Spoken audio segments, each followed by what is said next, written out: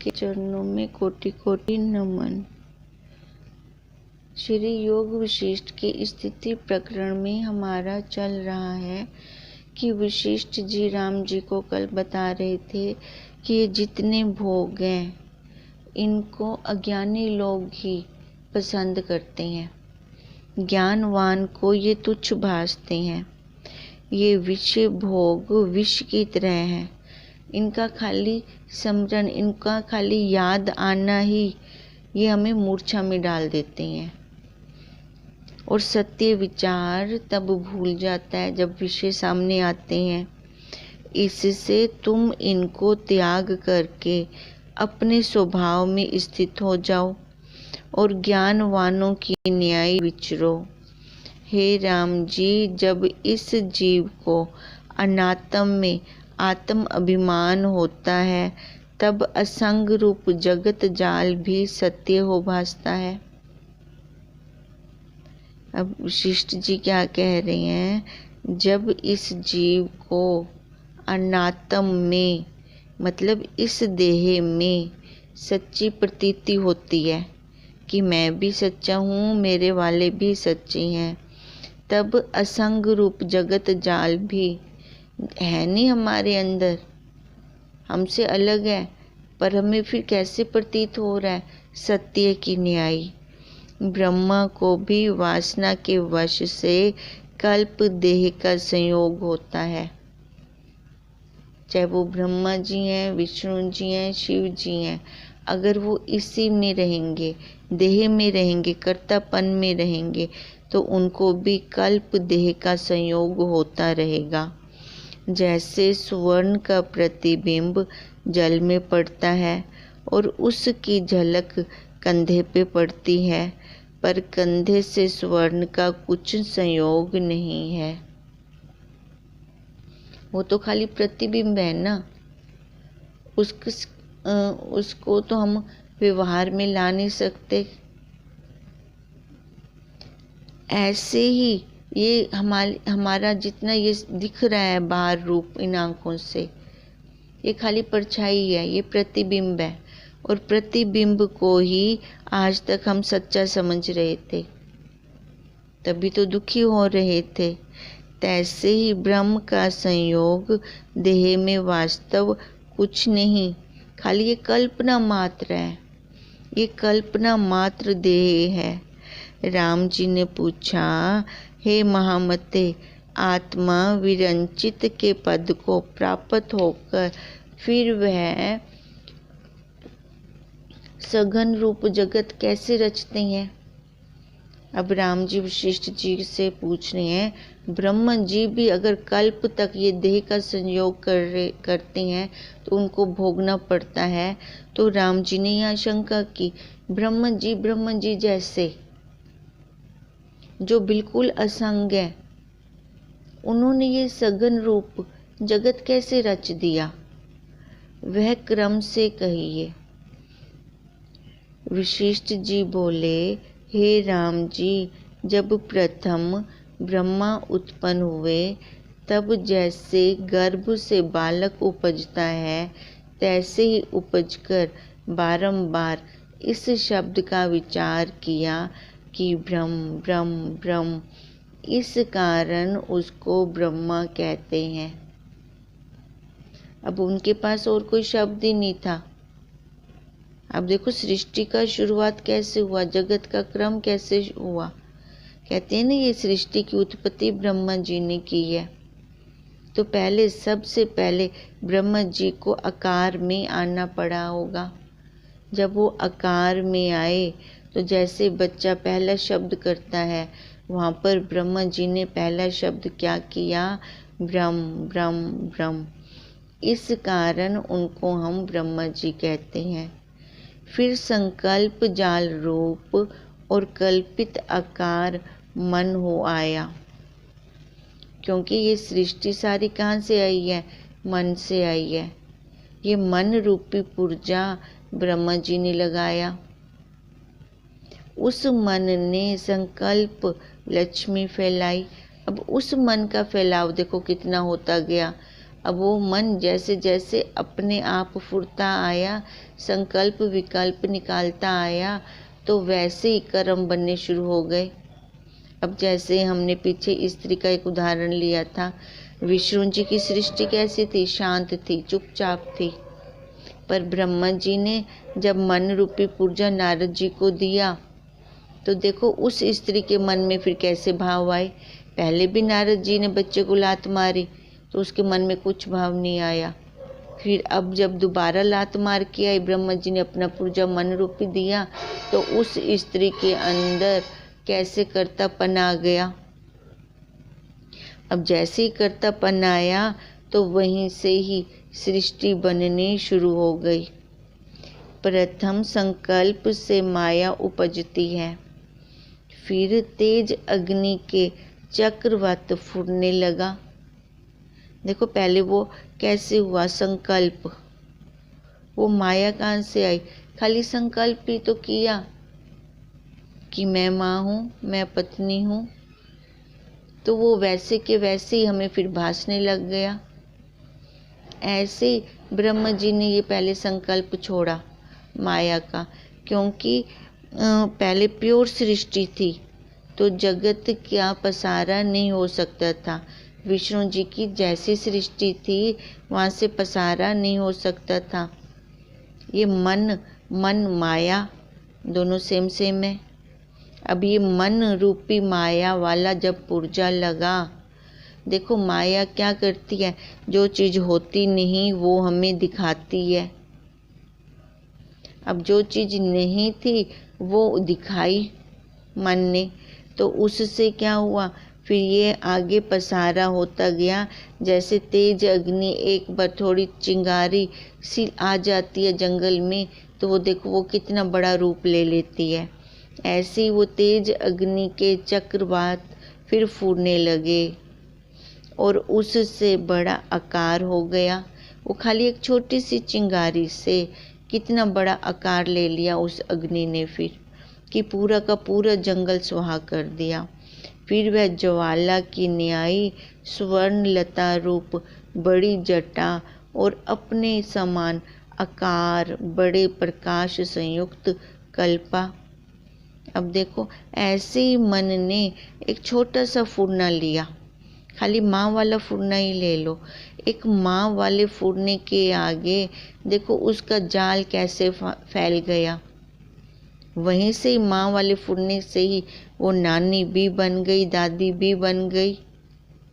फिर आगे और आगे जाएं तो फिर और आगे पसारा, बच्चों के बच्चों, नानी पर नानी, दादी पर दादी, ऐसे फैलाव बढ़ता गया। ये खाली एक माँ वाला हमने लिया है। ऐसे और उपाधियों वाले लें तो मन का फैलाव कैसे फैल गया, इतना बड़ा हो गया। तो ये खाली कल्पना की, वो है कुछ भी नहीं, बैठी वहीं की वहीं है। पर उसके मन के अंदर कितना ये कल्पना बढ़ती गई, कल्पना होती गई। माँ वाली हो गई, बेटी वाली हो गई, बहन वाली हो गई, शरीर वाली हो गई। सबसे पहले तो वो शरीर अपने आप को उसने मान लिया, तो ये कल्पना से ही उसने इतने बड़े बड़े आकार लेने शुरू कर दिए। और ये जो कल्पना की तो ये छोटी सी पहले अग्नि क्या बन गई, इतनी बड़ी ज्वाला बन गई। ज्वाला का मंडल आकाश के मध्य स्थित हुआ, अग्नि रूप, और जिसके अग्नि ही अंग हैं। हे महाबुद्धिमान राम जी, इस प्रकार तो ब्रह्मा से सूर्य हुए हैं। और दूसरी देखो अब अग्नि का बड़ा पुंज क्या बन गया, सूर्य देवता। अब वही जो इतना बड़ा पुंज था अब कहाँ से हुए, ब्रह्मा जी से। और दूसरी जो तेज किरणें फूटती हैं वो आकाश में तारागण बिंब पर आरूढ़ फिरते हैं। अब जो और किरणें हो गई वो तारागण हो गए। और वो वैसे ही किरणें देखो कहाँ कहाँ तक फैल जाती हैं। सूरज का आना काफ़ी है, उसकी किरणें कहाँ कहाँ जाती हैं। अब ऐसे ही तारों की संख्या देखो कितनी फैली हुई है। फिर ज्यों-ज्यों वह संकल्प करता गया, त्यों-त्यों तत्काल ही सिद्ध होकर भासने लगा। देखो वो सूर्य रूप बिंब जब अंदर आ गया, वो साक्षी आ गया, तो देखो फिर वृत्ति जब आत्मा पे आरूढ़ होकर बाहर की तरफ जा रही है, तो वो कितने छोटे छोटे तारे बन रही हैं, अपनी कल्पनाओं के ख्याल बन रही हैं। तभी तो प्राशर ऋषि जी भी कह रही हैं कि बालू के कण गिनना आसान है, और एक जीव के अंदर कितनी एक दिन में कितनी सृष्टियां आ रही हैं जा रही हैं, उनको कोई भी नहीं गिन सकता। तभी उसका संकल्प जिसमें दृढ़ हो जाता है, उसको उसी काल में ही वैसे ही भासने लगता है। फिर इसी प्रकार आगे जगत रचा। अब जैसे उस स्त्री के मन में कर्तापन आया, कर्तापन के आते ही देखो उसके कर्म बन गए, और कर्म बनने से उसके फिर आगे ये सृष्टि चल पड़ी, क्योंकि कर्मों से रचा हुआ ये शरीर है, पाप और पुण्य का मिश्रण है। अब वो जब खुद ही कर्ता भोक्ता बन गए, तो फिर वहाँ से बचेंगे कैसे? भोगने के लिए फिर और शरीर चाहिए जो हमने कर्म किए। जिस प्रकार इस सृष्टि में ब्रह्मा रचता है, उसी प्रकार और सृष्टि में भी रचते हैं। देखो ऐसी अनंत सृष्टियां हो गई हैं और अनंत ब्रह्मा जी हो गई हैं। ये तो खाली एक सृष्टि को हम देख रही हैं, यहीं पृथ्वी लोक पर इतनी पता नहीं कितनी अनंत सृष्टियां हैं अपनी, जिनका हम आर पार भी नहीं जान सकते। जिस प्रकार इस सृष्टि में ब्रह्मा रचता है, उसी प्रकार और सृष्टि में भी वही रचते हैं। हर सृष्टि में ब्रह्मा जी ने ही उत्पत्ति करनी है।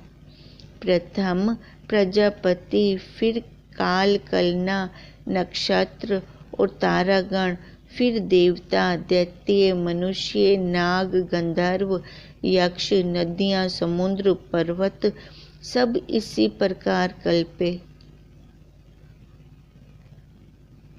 ये सारी कल्पना की फिर, और जैसे समुद्र में तरंग कल्पित होते हैं, तैसे ही सिद्ध करके सिद्ध रच के उनके कर्म फिर रचे।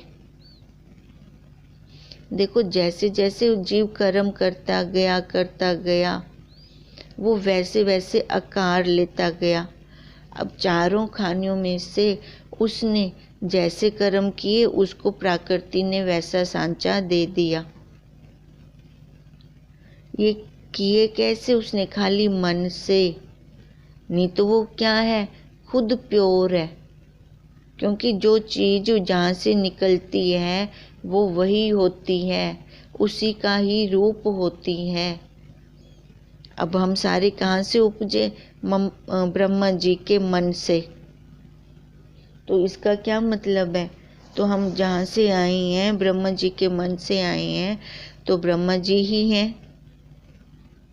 पर अपने फूर्णों के कारण, अपने संकल्पों के कारण, वो जैसे समुद्र का उदाहरण लेते हैं कि लहर कहाँ से निकली? समुद्र से, और वो लय भी कहाँ हो रही है? समुद्र में ही। और उसकी स्थिति भी कहाँ है? जितने भी काल में रहती है, समुद्र में ही रहती है। वो जल के अलावा उसका कोई और अस्तित्व नहीं है। अब ऐसे ही हम सब जीवों का उस ब्रह्म के अलावा और कोई अस्तित्व नहीं है। पर जब हमने कर्तापन के साथ कर्म किया, तो फिर हमें भोक्तापन भी साथ में लेना पड़ा। अब इसलिए कह रहे हैं कि समुद्र के तरंगवत सारे ही कल्पित हैं और सारे कल्पे हुए हैं, तैसे ही सिद्ध रच के उनके कर्म रचे।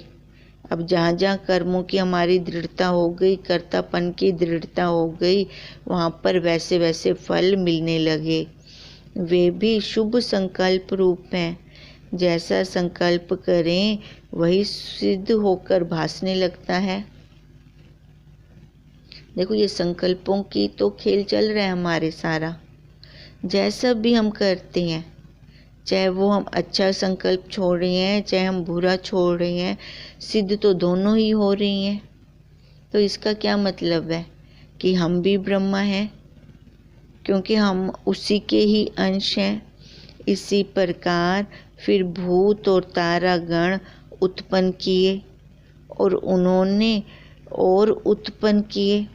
देखो ये चक्र चलता गया, चक्र चलता गया। हम पीछे जाएं, हमारे माँ बाप के हमारे माँ बाप, फिर उनके माँ बाप, फिर उनके माँ बाप, फिर उनके माँ बाप, फिर उनके माँ बाप। ये हम आज इस अवस्था में जिस अवस्था में बैठे हैं, तो इसका मतलब क्या निकला, इसका नतीजा क्या निकला कि कर्मों का लेखा जोखा चलता आ रहा है। तभी तो आज ये वाला शरीर है। अगर हम अब मुक्त होना चाहते हैं तो हम पुरुषार्थ करके यहीं छूट सकते हैं। जब पुरुषार्थ हमारा अपना होगा तब हमारे आगे कर्म ही नहीं बनेंगे। खाली देखते जाएं, कर्मों को सेक देते जाएं। जैसे भुना हुआ चना दोबारा पैदा होने की क्षमता नहीं रखता, ऐसे ही हम भी जब आकर्तापन से कुछ भी क्रिया करेंगे, कुछ भी कर्म करेंगे, तो फल उनका होगा, वो हमें पर बांधने वाला नहीं होगा। तब ब्रह्मा जी ने वेद उत्पन्न किए। पहले देखो ये वाली सृष्टि की, फिर उसके बाद वेद उत्पन्न किए और जीवों के नाम आचार कर्म वृत्ति बनाए और जगत मर्यादा के लिए नीति रूप स्त्री को रचा। देखो जब हमने विष्णु का देखा था टीवी पे, विष्णु पुराण का, तो उसमें कैसे जब शिव जी ने प्रलय किया, सारा संहार किया, तो ब्रह्मा जी ने फिर क्या बोला कि वो एक नौका पे वो विष्णु जी के पास जब कूद गए, तब विष्णु जी ने कहा मैं नौका का मच्छ का अवतार लेकर आऊँगा और उस नौका पर एक एक चीज़ सबको रख लेना, तो उनको मैं सही अवस्था में पहुंचा दूंगा। अब फिर कैसे उन्होंने मनुष्य रूपा आए वहाँ पर उस नौका पर, फिर एक एक अंश सबका उन्होंने रखा, तो उसको विष्णु जी ने मत्स्य अवतार लेकर सही जगह पे पहुंचा दिया। जब शिव जी ने पूरा महाप्रलय कर दिया था, संहार कर दिया था, चारों तरफ जल ही जल कर दिया था, तो वैसे ही अब ब्रह्मा जी बता रही हैं फिर कैसे ब्रह्मा जी ने वेद उत्पन्न किए थे। अब ब्रह्मा जी ने वेद उत्पन्न किए और जीवों के नाम आचार कर्म वृत्ति बनाए। फिर 4 वेदों से ये कर्म हमारे चले, ब्राह्मण के, क्षत्रिय के, वैश्य के, शूद्र के, और जगत मर्यादा के लिए फिर नीति रूप स्त्री को भी रचा, क्योंकि कोई नियम होगा तभी तो उस नियम के पालन के अनुसार ये संसार आगे चलेगा। अब उत्पत्ति कहाँ से होनी है? स्त्री से। अब माया का सहारा लेना पड़ा ब्रह्मा जी को भी, माया प्राकृति। इसी प्रकार ब्रह्मा की माया ब्रह्म रूप से बड़े शरीर धर रही है। देखो फिर माया से ही तो ये सारा पसारा हो रहा है। ये चारों खानियों का पसारा कैसे हो रहा है भी नहीं और सत्य की तरह हमें भास रहा है।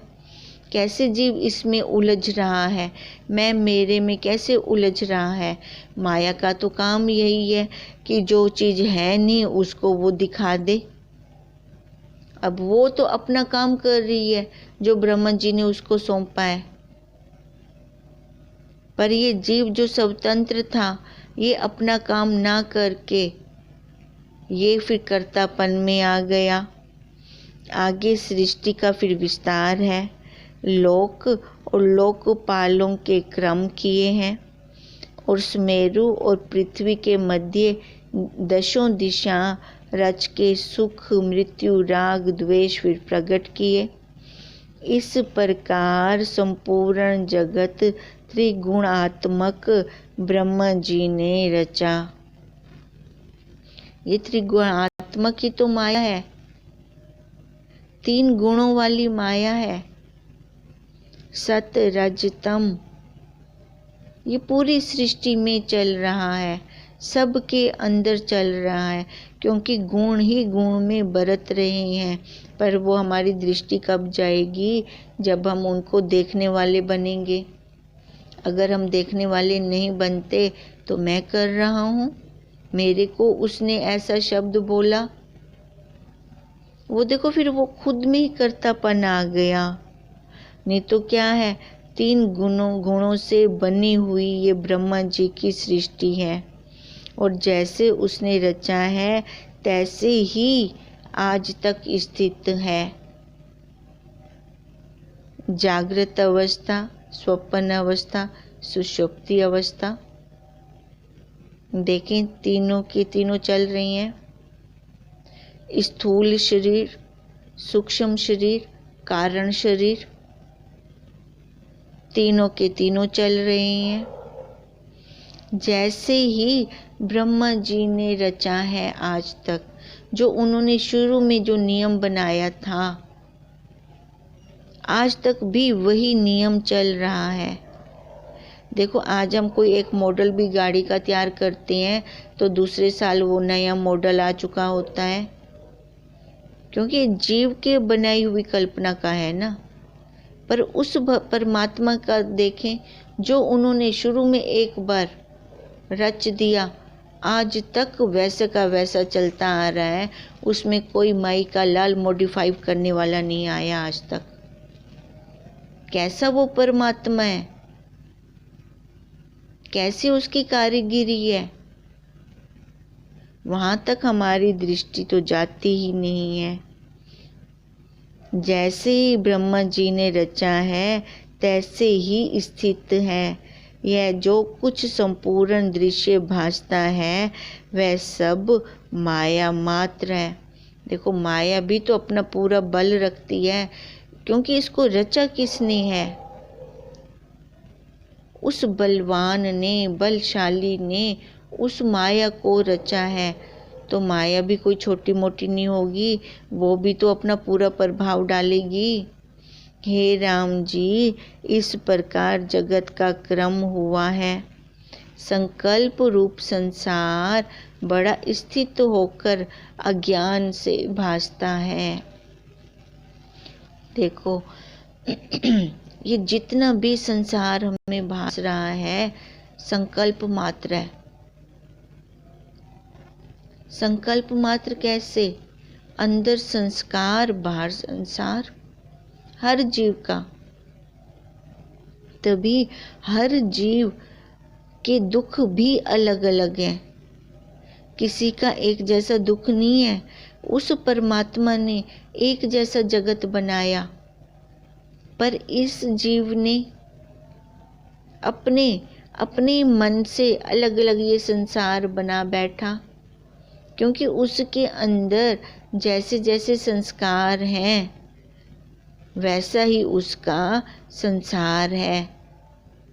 और अगर ये संस्कार मैं मेरे वाले हैं तो वो अज्ञानता के संस्कार है, क्योंकि वो सारा माया का खेल है। माया को वो आच्छादित नहीं कर पा रहा, खुद सेठ होते हुए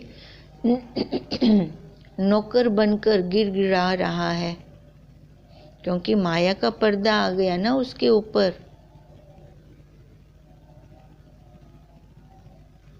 अब अगर वही वो अपने परमात्म रूप में स्थित हो जाता है, अपने स्वरूप को वो जान लेता है, तो देखो वहीं वो रुक जाएगा, उसके आगे कर्म नहीं बनेंगे। यह तो संकल्प से रचा है, संकल्प के वश से जगत की क्रिया फैलाता है। ये जीव कैसे है? संकल्प से फंसा पड़ा है। पर कभी ना कभी तो इस जीव को इस चक्रव्यूह से निकलने के लिए पुरुषार्थ करना पड़ेगा।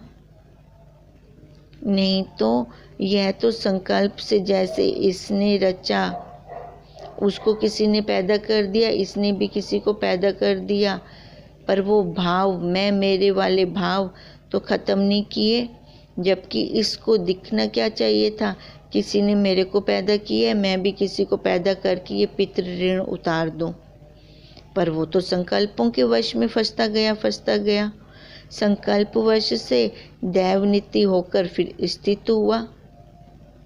फिर उसने इतना दुखी हुआ कि वो खुद फिर भगवान, खुद वो जीव बन गया, भक्त बन गया, और अपने दुखों का निवारण करने के लिए उसने फिर भगवान को भी रच दिया। और सब ब्रह्मा के संकल्प में स्थित हैं। देखो फिर उसने भगवान जो रचा, तो वो भी उसने कहाँ रचा? उस ब्रह्मा जी के जो शुरुआत में संकल्प चला था, जो शुरुआत में उसने किया था, उसी में ये वो रचता जा रहा है। जब उसका संकल्प निर्वाण होता है तब जगत भी लय हो जाता है। पहले तो उसका संकल्प का निर्वाण होना बहुत जरूरी है। देखो, जो हम अपने भावों से इतनी दुखी हैं कि दुख के कारण शरीर भी हमारा उठ नहीं पा रहा था, इतनी टेंशन हो गई थी। वो टेंशन कहाँ थी? खाली बोझा ही तो उठा रखा था उस काम ने। अब वो बोझा कैसे निवृत्त हुआ हमारा? खाली ज्ञान से। गुरुदेव ने कौन सी गोली खिलाई हमें? भी तू ये खा ले, इससे तेरी दुखों की निवृत्ति हो जाएगी। उन्होंने सबसे पहले हमें मानना सिखाया कि तू पहले ये जान कि तू ये देह नहीं है। इस चीज को मान ले अच्छी तरह से। तू अगर मेरा कहा मानेगी, वैसे जानेगी, तभी तो छूट पाएगी। कोई गोली नहीं खिलाई उन्होंने हमें कि इस संसार की निवृत्ति के लिए आज तक कोई गोली बनी ही नहीं। ये तो पहले हमें श्रद्धा करके अपने गुरुदेव की बात को मानना पड़ेगा, फिर बाद में हम जान लेंगे ना उसको। पहले बैठे तो सही मानने के लिए, क्योंकि आज तक हम संसार की मानते आए हैं, हमें पता नहीं था बिल्कुल भी। उन्होंने जो हमें मनवाया, ये तेरा बाप है, हमने मान लिया। ये तेरा भाई है, मान लिया। ये तेरी माँ है, हमने मान लिया। जब संसार का हम आज तक मानते आए हैं और दुखों से हमारा छुटकारा नहीं हुआ, अब ये जीव खुद छूटना चाह रहा है, तो अब उसको भी ये सारा कुछ मानना ही पड़ेगा। एक बार श्रद्धा विश्वास करके मानना पड़ेगा। जब वो मानता है कि मैं ब्रह्म हूँ, मेरे अंदर कोई भी संकल्प विकल्प नहीं है, मैं इनको देखने वाला हूँ, तो देखो वहीं पर जो उसको इतनी टेंशन हो रही थी, वो टेंशन उसकी ख़त्म होनी, लय होनी शुरू हो जाती है। क्योंकि ये सारा कर्मों का खेल है। मैंने माना है मन से, तभी ये सारा कुछ हो रहा है। अगर जहाँ मैं मानना ही छोड़ देती हूँ, मैं माँ बनती हूँ, तभी तो बच्चे का दुख लगता है। ये बनना छोड़ दो, क्योंकि इस बनने में बंधन है, फसावट है। नहीं तो हमें देखकर कोई पहचान नहीं सकता कि ये माँ है, बहन है, पत्नी है, नानी है, दादी है, चाची है। कुछ हमारे ऊपर लेबल या स्टैंप नहीं लगे हुए। ये स्टैंप्स हमने खुद अपने मन में लगा रखी हैं, तो उसके कारण से हम आज तक दुखी होते आ रहे हैं। गुरुदेव कहते हैं, एक बार तू महासंकल्प कर कि मैं ये देह नहीं हूँ, सारे जो ये स्टैंपों की लाइन लगी पड़ी थी, सारी वहीं ख़त्म हो जाएगी। क्योंकि देह के साथ है तो ये सारा कुछ, देह के सहित है ये तो सारा कुछ। देह की रहित तो हो नहीं सकती। अब देह से रहित मतलब भाग त्याग लक्षण वृत्ति द्वारा। ये नहीं कि चाकू लेके हम इसको काटना शुरू कर देंगे कि गुरुदेव कहते हैं देह से रहित हो, देह से रहित हो। क्योंकि ये सारे संकल्प जहाँ हम बैठ के करते हैं वो गंदगी का स्थान है। अब वहीं पे ही हम अगर छोड़ दें संकल्प, क्योंकि मन के दो रूप है, एक शुद्ध एक अशुद्ध। अगर मन का हम शुद्ध रूप देखें तो वही ब्रह्म है, उसमें कोई फुरना नहीं है, कोई संकल्प विकल्प नहीं है। अगर उसका वही रूप लेते हैं तो वहाँ पर सब भावों का, संकल्पों का निर्वाण हो जाता है। मतलब वो जो जगत मेरे भाव में था वो वहीं ख़त्म हो जाता है, फिर दूसरा पल नहीं लेना पड़ता। इसलिए गुरुदेव कहते हैं अपने भावों को देखें। हम अपने भावों को देखें, कौन कौन से भाव आते हैं। जीव वाले भाव आते हैं या परमार्थ वाले कि मैं ब्रह्म हूँ, एक वो भी भाव है, संसार वाला भी, परमार्थ वाला भी भाव है। तो कौन से भाव को देख रही है, कौन से भाव के, कौन से एंगल के साथ तेरी ये सृष्टि बनी पड़ी है, तू देख पहले उसको। अब जब वो देखेगा तभी तो छोड़ पाएगा। एक समय ब्रह्मा जी पद्म आसन धर बैठे। देखो अब ये जगत का लय कब हुआ, जब उन्होंने देखा। अब अपने भावों को देखकर जब उन्होंने वो छोड़ दिए, संकल्प ही छोड़ दिए, सारे बनने वाले संकल्प छोड़ दिए, तब ये जगत भी वहीं ख़त्म हो जाएगा। वो दूसरा टाइम भी नहीं लेगा, दूसरा पल भी नहीं लेगा। जगत के ख़त्म होते ही सारे राग द्वेष, मैं मेरा, ये अहंकार जीव भाव का, देह भाव का, वो भी वहीं ख़त्म हो जाएगा। पर ज़रूरत है हमें अपने भावों को देखने की। वो देखेंगे कब, जब हम अपने आप को समय देंगे। ओम हरि ओम तत्सत, हरि ओम तत्सत, हरि ओम तत्सत।